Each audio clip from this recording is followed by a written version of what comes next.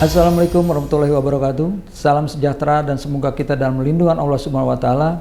Perkenankan saya Farhad Abbas SEMM, dosen tetap Sekolah Tinggi Ilmu Ekonomi Ganesha pada program Studi Manajemen.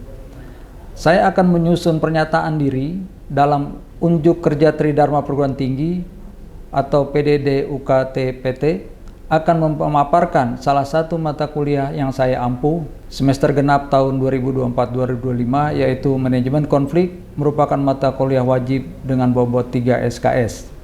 Adapun deskripsi nilai mata kuliah Manajemen Konflik atau CPL dibebankan pertama yaitu CPL 9, di mana mampu mentransformasi aktivitas berkomunikasi dan mengambil keputusan dalam berorganisasi dan bermasyarakat berdasarkan hasil analisa informasi data.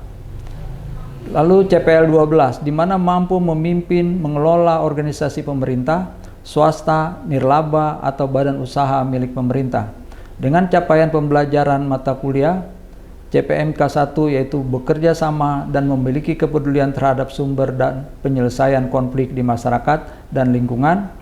Kedua, mampu menguasai konsep terhadap sumber dan penyelesaian konflik di masyarakat dan lingkungan. CPM 3 yaitu mampu berkomunikasi secara lisan dan tertulis dalam penyelesaian segala jenis dalam organisasi dan masyarakat. CPMK keempat yaitu mampu menyelenggarakan kegiatan solutif dalam penyelesaian konflik sebagai bentuk optimalisasi pelayanan publik. Adapun media pembelajaran yaitu melalui RPS, PowerPoint, studi kasus dan artikel ilmiah, serta video pembelajaran. Adapun materi pembelajaran yaitu mencakup daripada CPL 9, di mana mampu mentransformasi aktivitas, berkomunikasi, dan mengambil keputusan dalam berorganisasi dan bermasyarakat berdasarkan hasil analisis informasi dan data. CPL 12, di mana mampu memimpin, mengelola organisasi pemerintah, swasta, nirlaba, atau badan usaha milik pemerintah. Dan capaian pembelajaran mata kuliah CPMK 1, di mana bekerja sama dan memiliki kepekaan terhadap sumber daya dan penyelesaian konflik di masyarakat dan lingkungan. CPMK 2, di mana mampu menguasai konsep teoritis manajemen konflik dan dalam lingkungan administratif publik. Ketiga, di mana mampu berkomunikasi secara lisan dan tertulis dalam menyelesaikan segala jenis konflik dalam organisasi dan masyarakat. CPMK 4, di mana mampu menyelenggarakan kegiatan solutif dalam penyelesaian konflik sebagai bentuk optimalisasi pelayanan publik. Adapun kemampuan tiap tahap akhir belajar atau sub CPMK, 1. Bagaimana memahami transisi pemikiran konflik. Kedua, yaitu mahasiswa memahami konsep teori sosiologi konflik. Dan ketiga, bagaimana mahasiswa memahami tentang konsep teori sosiologi konflik mazhab humanis. Keempat, bagaimana mahasiswa memahami teori sosiologi teori konflik humanis. Dan kelima, bagaimana memahami pemikiran konsep sosiologi konflik mazhab kritis, serta bagaimana menganalisis manajemen konflik dari beberapa studi kasus manajemen konflik. Ketujuh, bagaimana menganalisis manajemen konflik dari beberapa studi kasus manajemen konflik. Dan kedelapan, bagaimana memahami mahasiswa materi pertemuan 1-7. Mahasiswa mampu mengidentifikasi jenis konflik. Dan berikutnya adalah ke-10, bagaimana mahasiswa mampu memahami strategi advokat atau advokasi. Berikut ke-11 adalah bagaimana mahasiswa mampu menjelaskan prestasi kerja, produktivitas organisasi, dan hubungannya dengan konflik. Berikut adalah ke-12, dengan bagaimana mahasiswa memahami, mampu menjelaskan prestasi kerja, produktivitas organisasi, dan hubungannya dengan konflik. 13, mahasiswa mampu mengidentifikasi penyelesaian konflik melalui proses administrasi. Dan berikutnya adalah bagaimana mahasiswa mampu mengidentifikasi penyelesaian konflik melalui proses administrasi. 15, bagaimana mahasiswa mampu mengidentifikasi penyelesaian konflik melalui alternatif sengketa. Dan ke-16 berikutnya adalah bagaimana mampu menjawab berbagai soal materi 1-15, yaitu evaluasi akhir semester atau ujian akhir semester. Mahasiswa mampu memahami dan menjelaskan materi yang diberikan dari pertemuan 1-15. Untuk penilaian mata kuliah, UTS dengan bobot 25%, UAS 25%, tugas kelompok 20%, presentasi 20%, kehadiran 10%, dan penilaian secara objektif, penguasaan materi, dan partisipasi aktif dalam perkuliahan. Assalamualaikum. Waalaikumsalam. Alhamdulillah, kita hari ini kelihatan cerah semua. Alhamdulillah. Semoga hari ini kita mendapat barokah dari Allah Subhanahu wa taala sehingga perkuliahan kita lancar, ya kan? Mendapatkan ilmu yang kita dapatkan, dan yang penting juga kita bisa silaturahmi sesama mahasiswa dan dosen. Jadi Bapak Ibu sekalian, alhamdulillah hari ini kita perkuliahan manajemen konflik, di mana bahwasanya semua pasti terjadi konflik. Baik itu disengaja, diciptakan, atau diam-diam ada konflik. Nah, yang bahaya ini yang diam-diam ada konflik. Ya kan? Akan meledak nanti suatu saat. Ya kan? Terutama misal konflik nggak usah jauh. Konflik dalam rumah tangga saja atau dalam keluarga, itu banyak yang diam-diaman. Ujung-ujungnya tahu-tahu dapat surat panggilan dari pengadilan. Loh, kok saya digugat ya? Salah saya apa ya? Karena kita tidak memonitor diri kita. Sehingga kita tidak tahu kalau bahwasanya di dalam keluarga kita, diri kita ada konflik. Banyak gitu kan? Terkaget-kaget begitu ada konflik. Dan konflik ini bisa diciptakan ada beberapa kepentingan. Misal kepentingan ada aja yang gesek-gesek nih. Ada CLBK, diam-diam, lagi enak-enak ya kan. Bagaimana dibikin konflik supaya pindah tangan? Itu bisa terjadi. Nah, tapi ada juga yang diam-diam tiba-tiba ada konflik. Nah, makanya bagaimana caranya supaya hal itu kita tahu semua?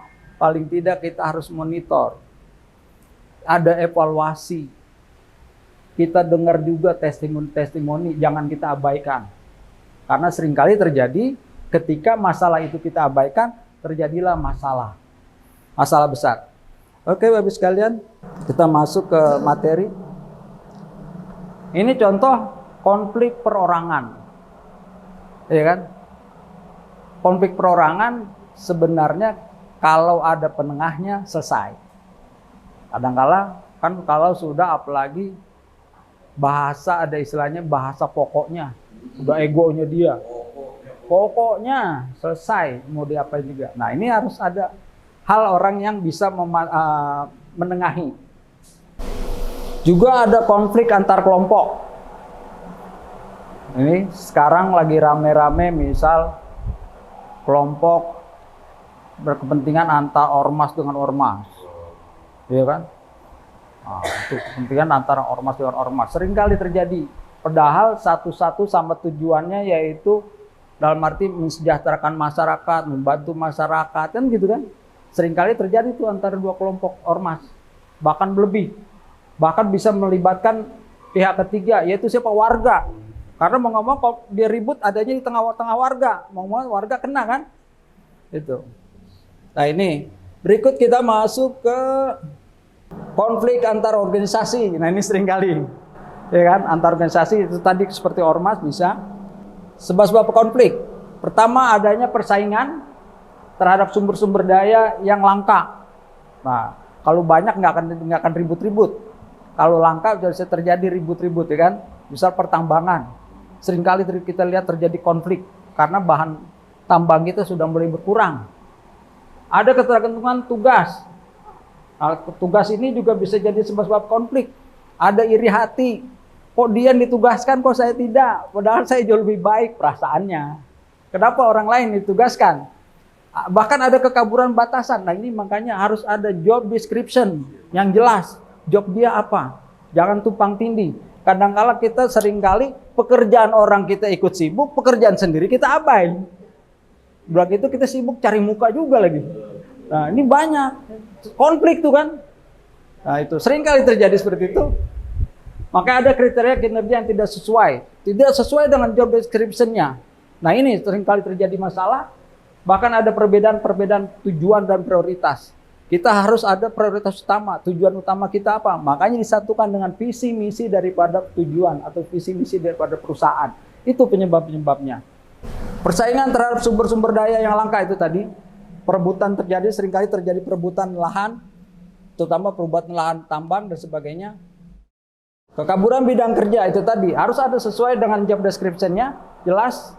Nah, ini juga perbedaan-perbedaan tadi seringkali terjadi perubahan-perubahan, makanya harus ada tujuan, harus ada visi misi, harus ada job description-nya, sehingga dengan demikian mencapai untuk tujuan targetnya lebih sepakat bersama, maju semua. Oke Bapak Ibu sekalian, biar lebih aktif lagi, saya lebih cenderung kita berkembang dengan situasi sekarang. Dengan ada yang bertanya, kita bisa diskusi dari pertanyaan, dengan demikian bisa lebih nambah wawasan kita. Bisa, silakan, ada yang bertanya. Baik, silakan Pak. Kalau dari penjelasan Bapak ini sangat menarik sekali, karena ini menyangkut tentang tentang apa yang dialami ya kami sebagai mahasiswa juga ya. Ada yang sudah bekerja dalam sebuah perusahaan dan ada juga yang dalam lembaga-lembaga yang lain ya. Saya ingin bertanya, masalah manajemen konflik ini sering sekali terjadi demo ya, demo terhadap perusahaan antara buruh dengan perusahaan. Nah, ini biasanya terjadi kesenjangan sosial atau lain sebagainya. Tapi saya mau bertanya, Pak, apa yang penyebab asal daripada terjadinya demo itu, Pak? Oke, terima kasih pertanyaan dari mahasiswa, Bapak khususnya. Alhamdulillah, inilah perkuliahan yang sebenarnya jadi interaktif kita, sesama kita. Sehingga dengan demikian berkembanglah ilmu dengan sendirinya. Baik, saya jawab. Bahwa seringkali terjadi demo buruh itu karena tidak ada penyesuaian atau tidak ada kesesuaian, tidak ada kepuasan buruh dengan pengusaha.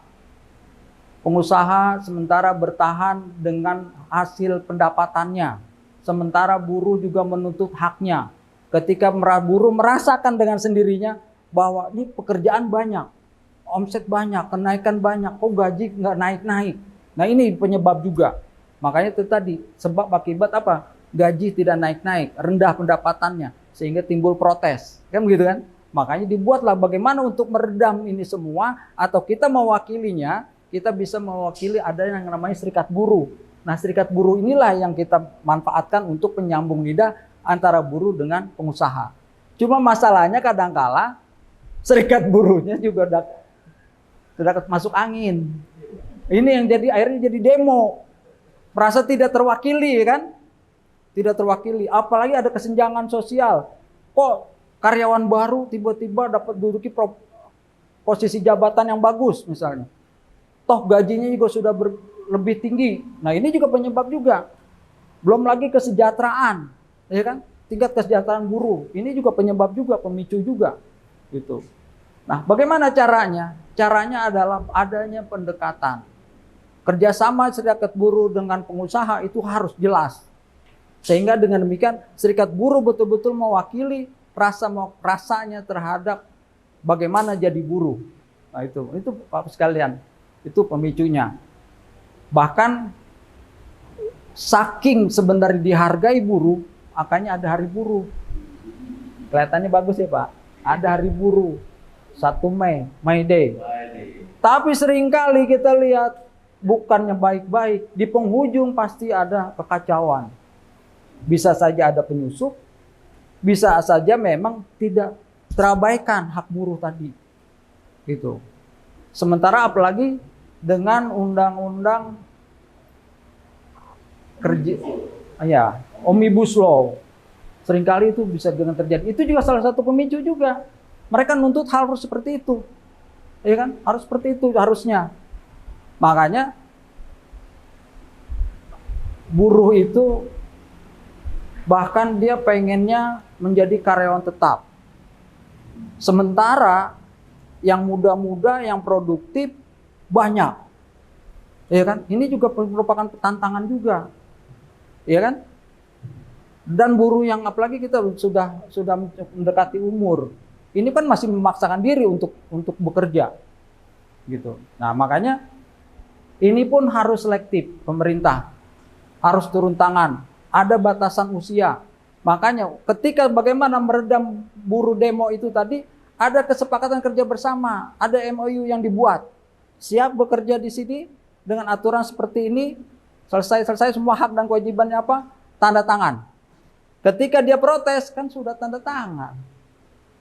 Nah, ya kan? Gugurlah dengan aturan dia sendiri. Begitu Bapak sekalian. Oke, mungkin lainnya? Silakan. Saya Pak, Ya.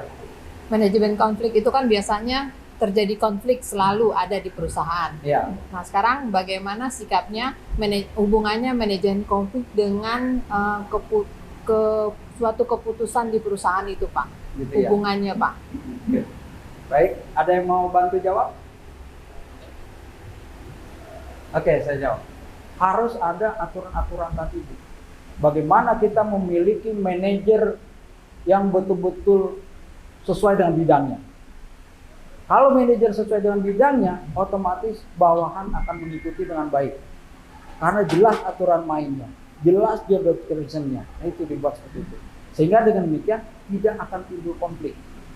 Nah, bagaimana pula caranya? Paling tidak kita harus terima tuh testimoni. Bahkan kalau perlu bisikan-bisikan tetangga itu kita tampung. Langsung kita atasi. Ketika ada masalah langsung kita tarik. Apa pokok permasalahannya? Jangan kita tinggalkan. Kita dengar siapapun yang memiliki masalah, langsung kita kasih penjelasan, kita kasih jawaban. Dengan demikian ada tingkat kepuasan sehingga konflik itu tidak akan terjadi. Yang bahaya ketika tidak puas dia ngajak yang lain. Nah ini seringkali begitu. Tidak puas dia bikin isu terus, bikin isu yang lain. Bisik-bisik tetangga, ya kan? Dia ngerumpi bagaimana caranya nih supaya bisa berubah. Ya kan gitu kan? Nah itu. Sebenarnya tanpa dia mengetahui apa sih hak dan kewajiban buruh dan bagaimana kehidupan pengusaha. Ya kan? Ketika misalnya pada saat Covid, bagaimana pengusaha bisa menghidupkan produksinya, bisa menghidupkan operasionalnya. Tapi kan buruh tidak mau tahu. Tahunya dia kerja 30 hari dapat gaji sekian. Nah ini pun kita ajak diskusi. Bahkan ada timbul kesepakatan. Misalnya hotel, harusnya tadinya ada shift 1, shift 2, shift 3, dibikin 1 shift saja. Dengan dasar apa? Dia lihat, dia analisa tamu kita yang banyak pada saat jam berapa. Nah itu pekerjaan yang digunakan. Yang tadinya bisa 3, 4, 5 lantai, cukup 1 lantai saja. Ada istilahnya dulu, sebelum itu kan dirumahkan. Bahasa kita bagus Bu. Dirumahkan. Ya kan? Kalau dirumahkan, dikasih uang, dikasih dana pada saat Covid seperti itu masih mending. Dengan harapan setelah Covid bangkit, ya kan gitu. Nah, pada saat Covid itu pun banyak sebagian bisnis yang berjalan, Bu. Tidak semua mati. Ya, itu kan. Bahkan ada yang booming. Saya saja manfaatkan tuh Covid. Saya tahu orang di rumah itu bermalas-malas karena nggak bisa keluar, nggak bisa kemana-mana, jenuh, ya kan? Artinya apa? Hobi. Bikin kerjaan, bikin kegiatan, ya, hobi yang di rumah. Nah, saya lihat peluang itu, saya kebetulan lagi ternak kelinci nih. Bisnis saya ini, saya jadikan bisnis. Saya pasarkan di online, bisnis itu. Pada saat itu, ya lumayan laku keras. Tapi setelah Covid, semakin susah. Jangankan buat umpan kelinci, buat umpan dia beras sama minyak aja langka. Iya kan? Nah itu, banyak masalah-masalah, ada baik, ada buruknya. Jadi seperti itu, Bu. Bapak Ibu sekalian, alhamdulillah pertemuan kita, pertemuan ketiga, materi ketiga, alhamdulillah sudah selesai. Mudah-mudahan ilmu yang saya bagikan, saya beramal ilmu cuma bisa itu, bisa diserap dan lebih lagi bisa dimanfaatkan. Khususnya manajemen konflik ini pasti berlaku di masyarakat. Dimanapun Bapak Ibu berada, pasti itu harus punya namanya manajemen konflik. Ada skala prioritas yang harus kita selesaikan kalau manajemen konflik. Terima kasih sekali lagi, kita sampai ke pertemuan berikutnya. Alhamdulillah, wabillahi taufiq hidayah. Wassalamualaikum warahmatullahi wabarakatuh. Terima kasih, demikian paparan materi saya dalam manajemen konflik. Tentunya dengan segala harapan seluruh perjalanan kuliah ini bisa berakhir dengan baik dan bisa diserap ilmunya dan bermanfaat buat masyarakat, buat keluarga, buat semua banyak orang. Dengan demikian berarti ilmu kita bisa diterapkan khususnya dalam masyarakat. Makasih. Wassalamualaikum warahmatullahi wabarakatuh.